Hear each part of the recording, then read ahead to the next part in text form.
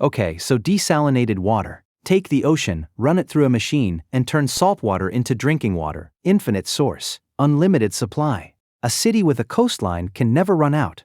That's the dream, and the dream is real. Desalination works. It's expanding. For some countries, it's the difference between having water and not having water. But here's what the brochures leave out. It's one of the most expensive ways to make water that exists. And in some places, it costs so much that cities pay enormous sums for water they sometimes never even receive. Not water they wasted. Water that was never delivered, paid for anyway. By the end of this, you'll understand what you're actually paying for when you pay for desalinated water, and why the price tag has almost nothing to do with the ocean. Let's start with what most people think the cost is, the electricity, and that part is real. Seawater is about 3.5% salt, and salt does not leave on its own. You can't wait for it to evaporate at city scale, and you can't boil it cheaply either.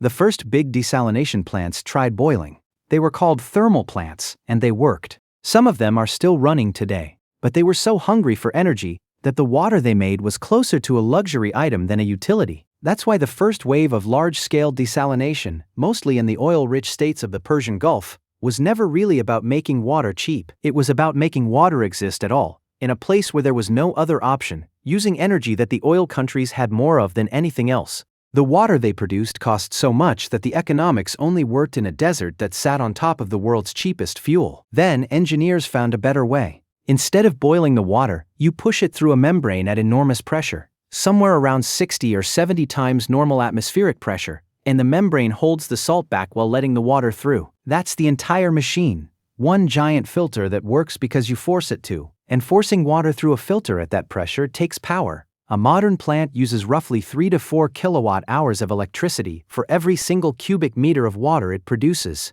Electricity alone can be half to 3/4 of the operating cost. That's the obvious answer. It costs a lot because it eats electricity. But here's the thing about that number. The energy per cubic meter is the number engineers love to quote, and it's the wrong number. What actually matters is the cost per cubic meter that lands on a bill, and that number has been falling for decades. Since the 1990s, better membranes and energy recovery devices, wheels that catch the pressure of the outgoing water and hand it back to the incoming water, have cut the power demand dramatically. The cost of desalinated water fell by an order of magnitude from what it was in the 1980s. Desalination got cheaper, year after year, decade after decade, and yet the water still costs what it costs. Which should tell you something. The electricity is only part of the story. In fact, here's a trap that catches people who follow this industry. They hear that a plant is twice as efficient as its neighbor and they assume the water is cheap. Efficiency is a decoy. A plant can be twice as efficient and still sell water for twice the price, because efficiency only moves one line of the ledger. The other lines are the ones doing the damage. Here's where it gets interesting. The bigger part of the cost is the machine itself. A city-scale desalination plant isn't a machine you buy off a shelf, it's a construction project. A giant building full of pressure vessels, miles of pipe, intake tunnels reaching out under the ocean, outfall pipes carrying the waste back out, and a power hookup the size of a small town. Projects like this cost around $1 billion or more before a single drop of drinking water comes out of the tap. To put that in the terms the industry uses, a very large plant costs somewhere around $1,000 for every cubic meter of water it can produce in a day. That doesn't sound like much until you multiply it. A plant that makes 500,000 cubic meters a day costs roughly $500 million in construction before it makes a single glass. And that money does not go away. It's borrowed and it's paid back over decades, whether the plant produces 1 drop or 1 billion drops. Add the electricity to the loan payments and you're looking at the real structure of the cost.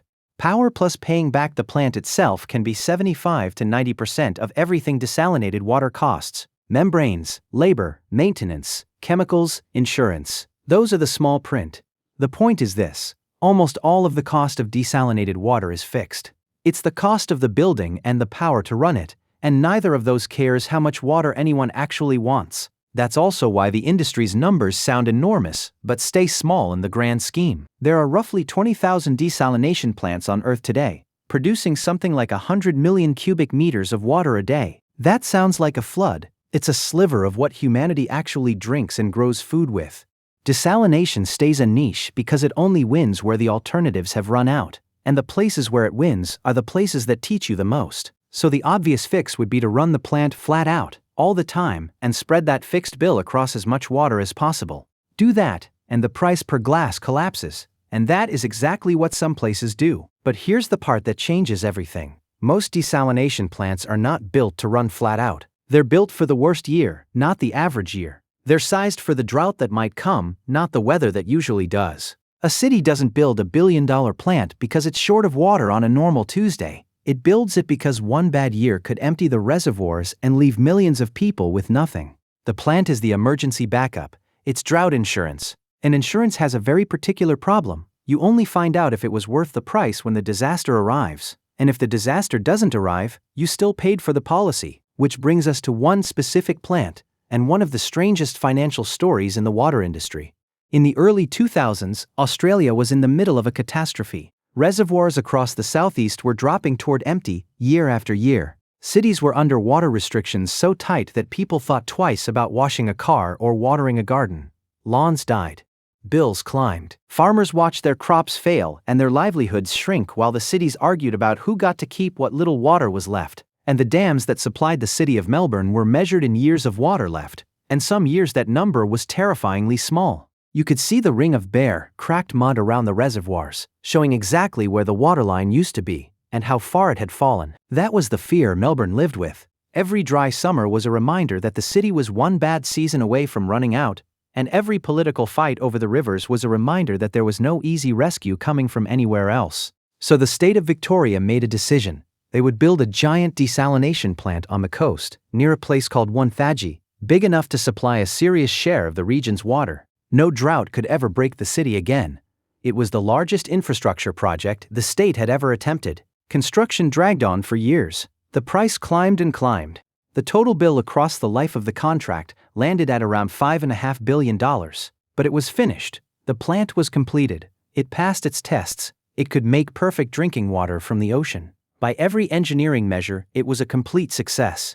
And then the strangest thing happened. The drought ended, the reservoirs filled back up, the rain came back and it kept coming, and the city didn't need the water. A plant that had been built to save the city from running dry sat there, complete, perfect, and mostly idle for years. You could drive past it and see a billion-dollar machine standing beside full reservoirs, doing nothing. And here's the detail that catches people off guard. That idle plant still cost money, not a little money.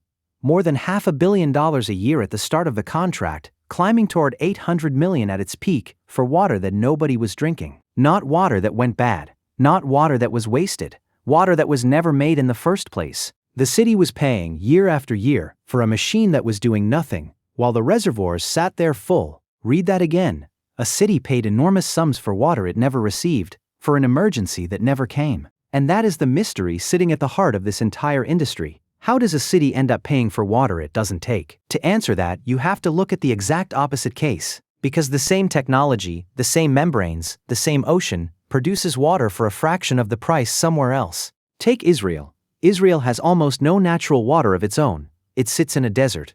Its lakes and aquifers are nowhere near big enough for its population. And its neighbors don't share their water with it. Through the 2000s, Israel watched its main lake drop closer to disaster every year, the waterline pulling back from the shore, the freshwater turning saltier as the level fell, until scientists were publicly warning that the lake was on a path toward ecological collapse. And it made a decision as big as Melbourne's, but in the opposite direction. Israel didn't build desalination as an emergency backup. It built it as the main water supply. The plants run near full capacity all year, every year, because the country has no rainy season big enough to refill its reserves. There's no reservoir refill that lets the plants idle. The water is needed constantly, so the fixed bill gets spread across an enormous amount of water, and the cost per cubic meter collapses. Israel's newest and biggest plant, Sorek B, started operating in 2023. It produces around 500,000 cubic meters of water a day, and its contracted price is around 41 cents per cubic meter, locked in under a 25-year deal. 41 cents. That one plant alone supplies roughly a fifth of Israel's domestic water, and across the country as a whole, desalination now provides the overwhelming majority of what Israelis drink. The same technology that leaves a city like Melbourne paying many times more per cubic meter, because Melbourne runs its plant as insurance, and Israel runs its plants as the whole game. Let that difference sit for a moment. The ocean is the same, the membranes are the same, the chemistry is the same. The price is not. What decides the price is how often the plant runs. Run it flat out and a fixed cost becomes small per unit. Run it barely at all, and the same fixed cost becomes enormous per unit. That's the entire economics of desalination in one sentence. The machine doesn't set the price, the utilization sets the price. And utilization is set by rainfall and demand, which are the two things no contract can control. That's the structural risk running through the whole industry. Israel works because Israel has no alternative. The plants must run, so they run, so the water is cheap. A city with deep reservoirs, reliable rivers, and a working wet season has a choice. And the moment it has a choice, the desalination plant becomes the backup. And the backup doesn't run. And the backup is expensive. The better the insurance works, the more each cubic meter costs. The customer pays the most precisely when it needs the water the least. A desalination plant can be a complete technical success and an economic disaster at the same time, and the deciding variable is rain falling somewhere else. So how does a city end up paying for water it never takes? Here's the mechanism nobody explains. And it's the part that makes the whole story make sense. That plant in Australia wasn't built on a simple pay-for-what-you-take deal. It was built on a contract called take or pay. The city signed a subscription, not a purchase. Under the deal, the city paid the company that built the plant a fixed availability charge every single year, just for the plant to exist and be ready whether the city ordered a single drop of water or not. Think about why that contract has to exist. No company on earth will borrow billions to build a machine on the promise that a city might order water someday. If the rain comes back, the city orders nothing, the company gets nothing, and the company goes bankrupt, and the plant never gets built at all. So the city has to guarantee the money.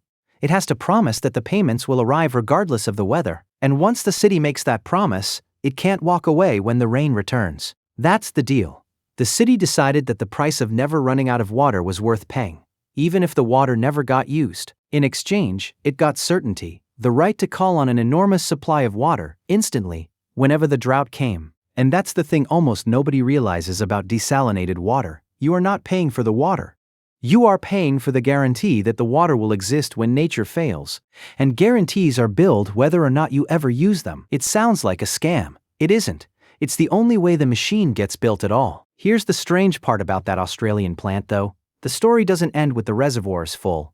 A few years later, drier conditions came back, and the city finally ordered the water. For the first time since the plant was built, it switched on and started making the water it had been paid to be ready for all along. The bills that had looked like waste suddenly looked like the cheapest insurance the city ever bought, because the alternative was watching the reservoirs drop again. That's the uncomfortable truth about this whole business. You never know if the price was fair until after the weather decides. And by then, it's too late to negotiate. The plant that was mocked as a white elephant did exactly what it was built to do, years later, on a schedule that no one could have predicted. And even when the plant does run, there's a whole stack of quieter bills that never make the brochure. Here's the one nobody thinks about. For every liter of fresh water the plant makes, it returns more than a liter of concentrated salt water back to the sea. A plant the size of Sorek B doesn't produce a trickle of brine. It produces a river of it, every single day, year-round, enough to fill a swimming pool every few seconds, and that river has to be pumped back out through pipes built to handle it, and dispersed carefully so it doesn't smother the seafloor. That's a machine on its own, running forever. Then there are the membranes, the heart of the plant. The filters that actually hold the salt back wear out. At a plant that size, we're not talking about replacing a household filter. We're talking about tens of thousands of membrane elements every few years on a schedule that doesn't care whether water prices are good or bad. And the intake pipes pull in more than just seawater. Algae, jellyfish, sand, all of it has to be filtered out before it reaches the membranes, and when a bloom hits, the whole intake can clog and the plant has to slow down. And then there's the last quiet cost, the one that surprises everyone. Desalination plants sit on the coast, but cities don't. The water has to be pumped from the plant, over hills, through pipelines, sometimes for hundreds of miles, and that pumping runs on electricity too. In a plant that's built to supply a city far inland, the pipeline can add a serious chunk to the final price. Every one of those small costs lands on the same price per cubic meter at the end. The headline number you read about the energy cost is never the whole story. So does desalination actually make sense? Here's the honest answer. It depends entirely on what the alternative costs. Desalination almost never wins because it's cheap. It wins because the alternative got worse. A city that can import water, or draw from rivers, or conserve its way through a dry year will almost always find those options cheaper than the machine. Desalination becomes the rational choice when the alternatives stop existing, when the reservoirs are empty and the river is shared, and the drought is long and there is nowhere else to go.